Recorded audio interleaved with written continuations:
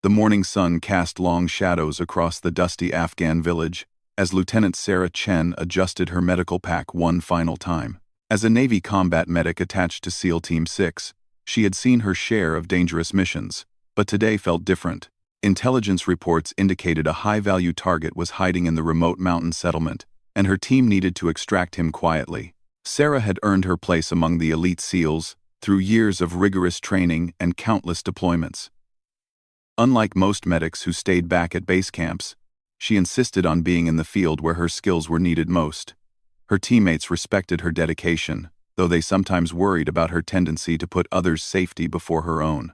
The team moved through the narrow streets with practiced precision. Chief Petty Officer Marcus Rivera led the squad, his eyes constantly scanning for threats. Behind him, Sarah moved silently, her medical training allowing her to read the environment differently than her combat-focused teammates. She noticed things others missed: the way civilians held themselves when injured, the subtle signs of distress that could indicate hidden dangers. As they approached the target building, a sudden explosion rocked the street ahead of them. An improvised explosive device had detonated near a marketplace, sending debris flying and civilians scrambling for cover. Without hesitation, Sarah broke from formation and rushed toward the chaos, her medical instincts overriding protocol. "Chen, get back here," Rivera shouted. But Sarah was already kneeling beside a young Afghan woman who had been caught in the blast. Blood streamed from multiple wounds, and the woman's breathing was shallow and rapid.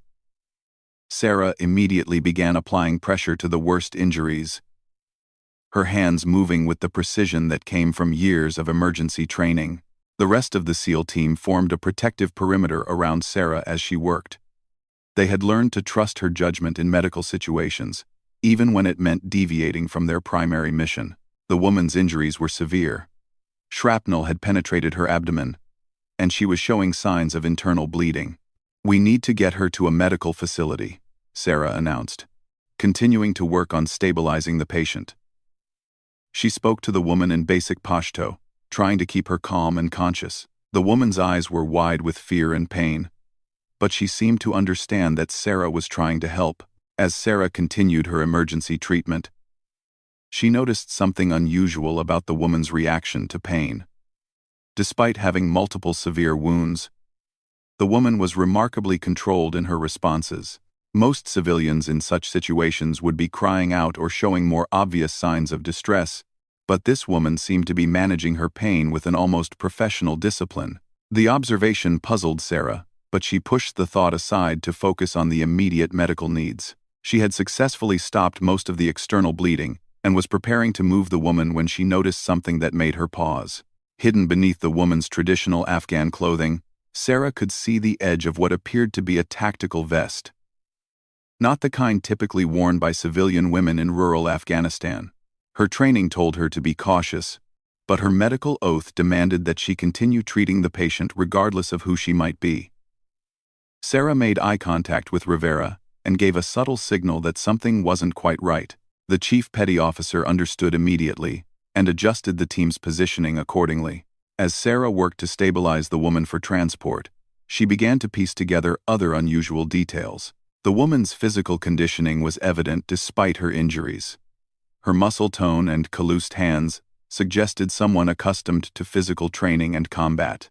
Her reaction to Sarah's medical procedures also seemed more informed than a typical civilian would be.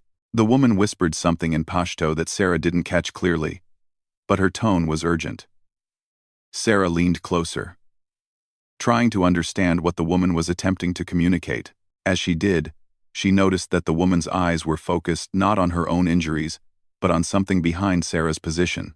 Before Sarah could react, the woman grabbed her arm with surprising strength and pulled her down just as automatic gunfire erupted from a nearby rooftop. The bullets passed through the space where Sarah had been kneeling moments before. The injured woman had potentially saved Sarah's life, despite her own critical condition. Rivera and the team immediately returned fire, engaging the hidden shooter while Sarah continued working on her patient. The woman was losing consciousness from blood loss, but she managed to whisper a few words in English. Words that made Sarah realize this was no ordinary civilian casualty. American. Military. Undercover, the woman managed to say before falling unconscious. Sarah's mind raced as she processed this information. If this woman was indeed an American operative working undercover in Afghanistan, it would explain many of the unusual things Sarah had observed. The firefight continued around them as Sarah made the critical decision to treat the woman as both a patient and potentially a fellow service member in need of extraction. She signaled to Rivera that they needed to take the woman with them, not just deliver her to a local medical facility. As the team prepared to move out under fire, Sarah couldn't help but wonder what mission this woman had been on, and how she had ended up caught in the blast that had revealed her presence. Whatever her role, it was clear that she possessed training and instincts that had not only helped her survive her own injuries but had also saved Sarah's life. The sound of approaching vehicles indicated that reinforcements, friendly or hostile, were heading their way. Rivera made the call to extract with their unexpected patient, trusting Sarah's judgment that there was more to this woman's story than initially appeared. As they prepared to move, Sarah took one last look at the unconscious woman's face, memorizing her features and wondering what secrets she carried. The team began their tactical withdrawal, with Sarah monitoring the woman's vital signs as they moved. Despite the chaos around them, Sarah felt a strange sense of connection to this mysterious patient. Something told her that this encounter would change everything she thought she knew about their mission and the larger operation in Afghanistan. The woman's breathing remained stable but weak as they carried her toward their extraction point. Sarah worked continuously to keep her alive, knowing that every second counted. In the distance, the sound of helicopters approaching signaled that their ride home was coming, but Sarah couldn't shake the feeling that their real mission was just beginning. As they reached the landing zone, Sarah looked back at the village where they had found the woman. Smoke still rose from the explosion site, and she could see other civilians being helped by local authorities. But her thoughts remained focused on the unconscious woman in her care and the questions that surrounded her true identity and purpose. The medical bay at Bagram Airfield buzzed with activity as Sarah worked alongside the base medical team to stabilize their mysterious patient. 3 hours had passed since the extraction, and the woman remained unconscious but stable. Sarah had managed to keep her alive during the helicopter ride, continuously monitoring her vitals and adjusting treatment as needed. Dr. James Patterson, the base's chief medical officer, emerged from the surgical suite with a puzzled expression. He had just finished removing the last pieces of shrapnel and repairing internal damage, but what he had discovered during surgery raised more questions than answers. "Lieutenant Chen," Dr. Patterson called Sarah aside. "I need to speak with you about your patient. Did you notice anything unusual about her during your field treatment?" Sarah nodded, glancing back at the woman who was now connected to various monitoring equipment. "Several things, sir. Her pain tolerance, physical conditioning, and she was wearing what appeared to be tactical gear under her civilian clothes. She also warned me about an ambush and spoke English before losing consciousness." Dr. Patterson's expression grew more serious. "During surgery, I found something interesting. She has surgical scars that are consistent with advanced military medical procedures, the kind typically performed on special operations personnel. There's also evidence of old bullet wounds that were treated at military facilities." Before Sarah could respond, Chief Rivera entered the medical bay accompanied by a man in civilian clothes, who immediately commanded attention despite his unremarkable appearance. The stranger had the bearing of someone accustomed to authority, and his eyes quickly assessed everything in the room. "Lieutenant Chen," Rivera said, "this is Agent David Morrison from the Defense Intelligence Agency. He needs to speak with you about your patient." 1. Agent Morrison approached Sarah with a measured pace. "Lieutenant, I understand you were the first to treat this woman. I need to know exactly what happened during your encounter. And I need to know now." Sarah provided a detailed account of the events, from the initial explosion to the woman's warning about the ambush. Morrison listened intently, occasionally asking for clarification about specific details. When Sarah finished, he exchanged a meaningful look with Dr. Patterson. "The woman you rescued is Major Elena Rodriguez, United States Army Special Operations," Morrison revealed. "She's been deep undercover for the past 8 months, working to identify and eliminate a terrorist network that has been targeting American forces. Her mission was so classified that only a handful of people knew about her presence in the region." Sarah felt a mixture of relief and concern wash over her. Her instincts about the woman had been correct, but the implications were staggering. What was she doing in that village? And how did she end up in the blast? Morrison's expression darkened. We believe her cover was blown. The explosion wasn't random. It was intended to eliminate her before she could report back with critical intelligence about a planned attack on American forces. Someone wanted Major Rodriguez dead. Dr. Patterson interrupted with urgent news. She's regaining consciousness. Her vital signs are improving. But she may be disoriented from the trauma and medication. The group moved to Rodriguez's bedside as she slowly opened her eyes. Her gaze was initially unfocused, but it quickly sharpened as she took in her surroundings. When her eyes met Sarah's, there was immediate recognition and something that looked like gratitude. The medic, Rodriguez whispered, her voice hoarse but clear. You saved my life. Sarah moved closer to the bedside. How are you feeling, Major? You've been through surgery, but you're going to be okay. Rodriguez attempted to sit up, but Dr. Patterson gently restrained her. Easy, Major. You need to rest and recover. Your injuries were severe. Rans, no time, Rodriguez insisted, looking directly at Agent Morrison. They know who I am now. The network I've been tracking. They're planning something big, an attack on a military convoy scheduled for tomorrow morning. I was trying to get word out when the bomb went off. Morrison leaned forward intently. What kind of attack? Do you have details about timing and location? Rodriguez struggled to focus through the pain medication. Highway 7, approximately 15 kilometers north of Kandahar. They've planted multiple IEDs along the route and plan to coordinate with small arms fire from elevated positions. At least 20 insurgents involved, possibly more. Sarah watched as Rodriguez fought against her body's need for rest to deliver critical information. Despite her injuries and the medication, the Major's dedication to her mission was unmistakable. Sarah found herself deeply impressed by Rodriguez's professionalism and courage.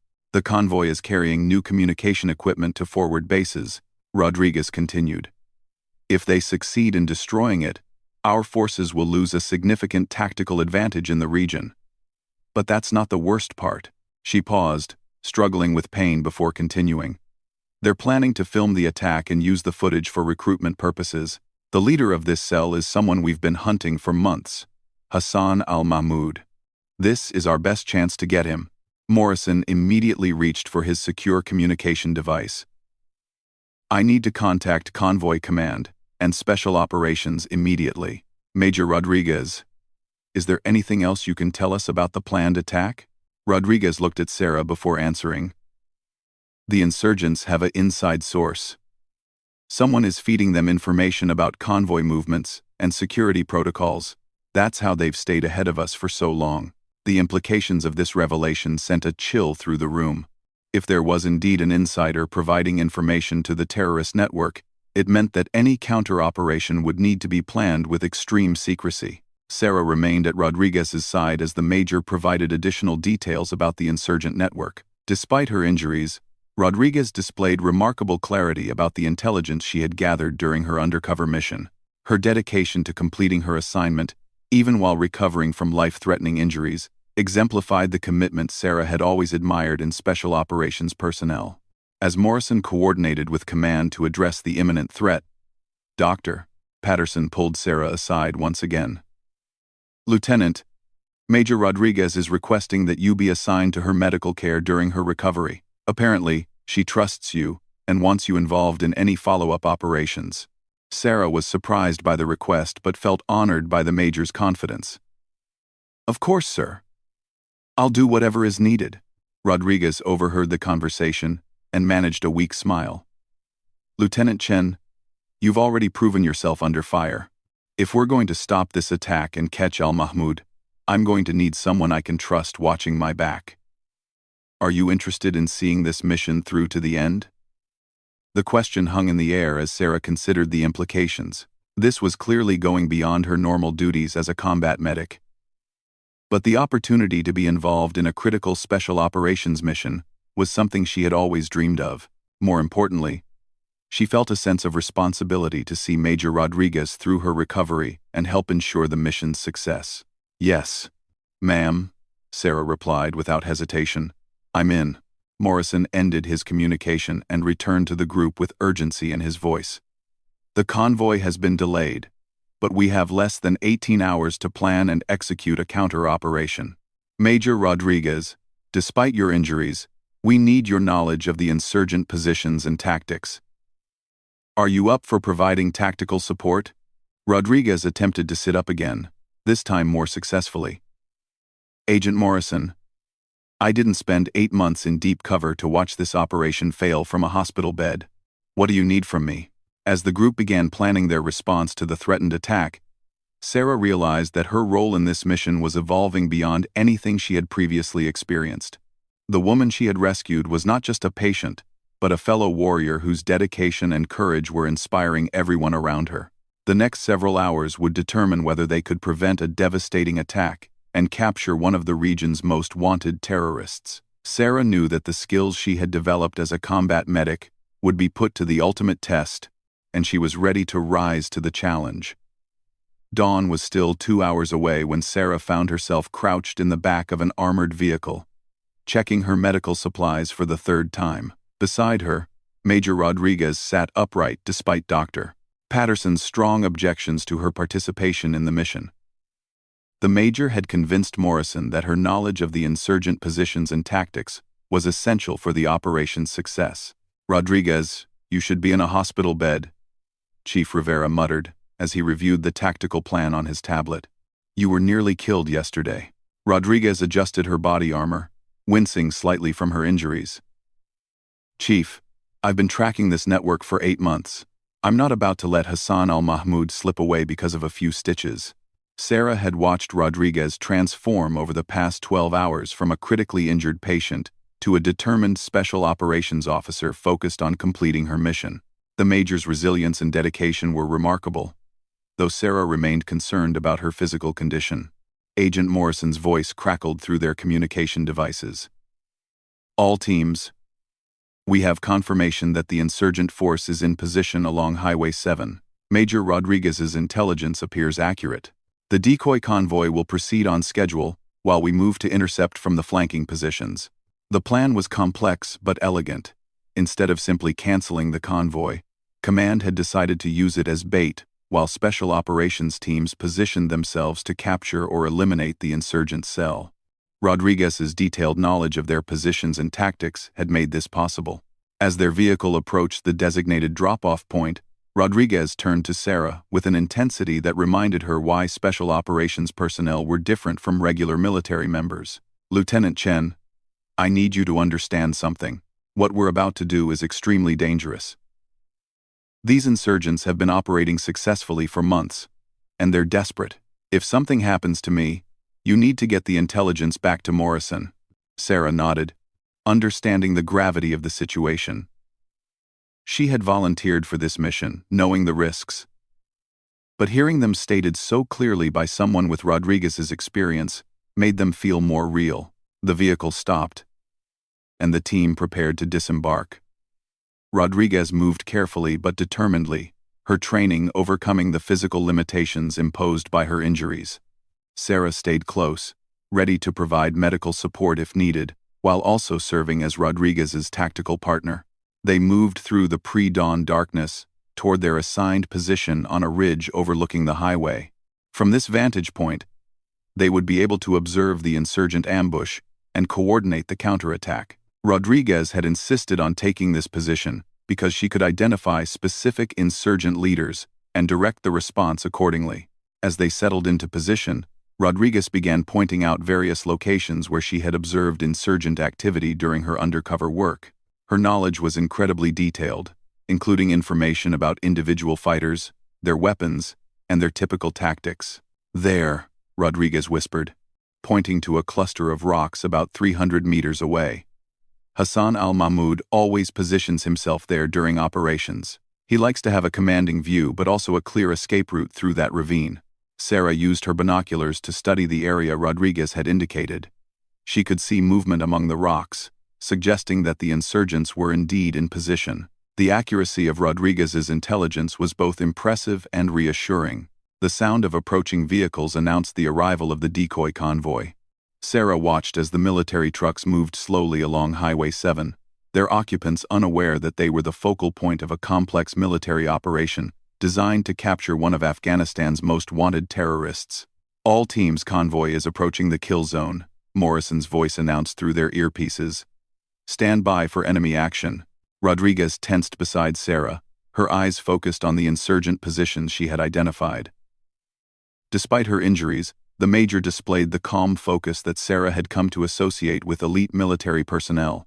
The first explosion erupted from beneath the lead vehicle, as it triggered one of the planted IEDs. Immediately, automatic weapons fire began raining down on the convoy from multiple positions along the highway. The ambush was unfolding exactly as Rodriguez had predicted. "Now," Rodriguez whispered, and chaos erupted across the battlefield. Special operations teams emerged from concealed positions and began engaging the insurgent force from multiple directions. The insurgents, who had expected an easy ambush, suddenly found themselves surrounded and outgunned by American special forces. Sarah watched through her binoculars as Rodriguez directed the tactical response, identifying specific targets and providing real-time intelligence about insurgent movements. The major's knowledge of their tactics allowed the special operations teams to anticipate and counter their actions effectively. "Hassan al-Mahmoud is trying to escape through the ravine," Rodriguez reported. "Team 3. Adjust your position to intercept." The battle raged for 20 minutes before the insurgent resistance began to collapse. Many fighters were captured or killed, and their carefully planned ambush had turned into a devastating defeat. But Hassan al-Mahmoud remained elusive. "I can see him," Rodriguez announced suddenly. "He's moving through the ravine, but he's wounded. If we move now, we can intercept him before he reaches the escape vehicles." Without waiting for authorization, Rodriguez began moving down the ridge toward the ravine. Sarah followed immediately. Knowing that the major's injuries made it dangerous for her to operate alone, they moved quickly but carefully through the rocky terrain, with Rodriguez leading despite her physical limitations. Her determination to complete this mission was driving her beyond what should have been possible, given her recent surgery. As they approached the ravine, Sarah could hear movement ahead of them.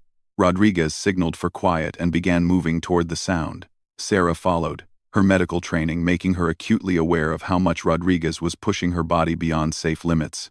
They rounded a boulder and suddenly came face to face with Hassan al-Mahmoud.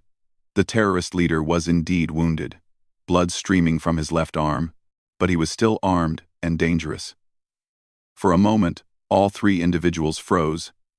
Sizing up the situation, al-Mahmoud raised his weapon, but Rodriguez reacted faster despite her injuries. She tackled him before he could fire, and both of them went down hard among the rocks. Sarah immediately moved to assist, but the two fighters were locked in close combat.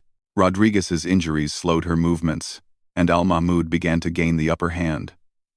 Sarah realized she had to act quickly, or both Rodriguez and the mission would be lost. Drawing on her combat training, she managed to disarm al-Mahmoud and secure him before he could seriously injure Rodriguez. "Target secured," Rodriguez reported breathlessly into her communication device. "Hassan al-Mahmoud is in custody."